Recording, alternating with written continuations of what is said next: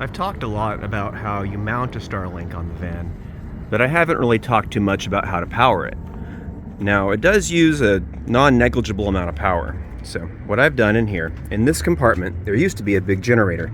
Didn't really work so well. It's 30 years old like the rest of the van. So I pulled the generator out, and in its place I put this 280 amp hour lithium iron phosphate battery. You can get one of these off Amazon for about $400 plus, $450 thereabouts, in a 2000 watt inverter.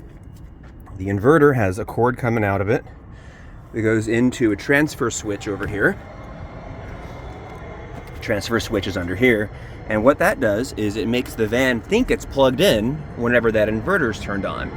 Got an external remote control switch here, so when I flip this on, the inverter comes on, and now I have power to my electrical outlets, so I can run, for example, the microwave, or I can run the air conditioner. Now, you can't practically run an air conditioner for a long time off a battery, but about 6 hours will get you from full battery down to a dead one. Now, if we look over here, this is the battery monitor.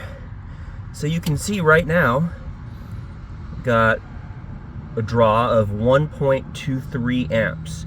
Now that's just the idle draw of that big inverter. So that's not so bad. Now, you can compare it to the small inverter.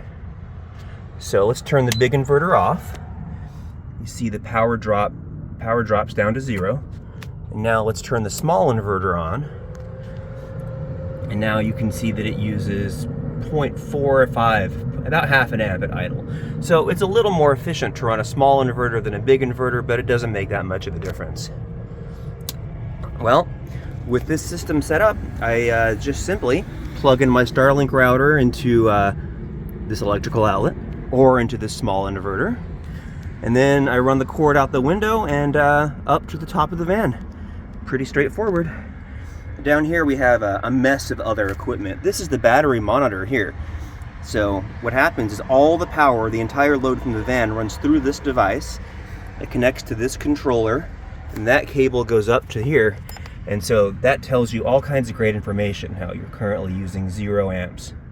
And then I can charge this either by plugging it in to mains power, as they call it, or while driving down the road, you can charge the battery.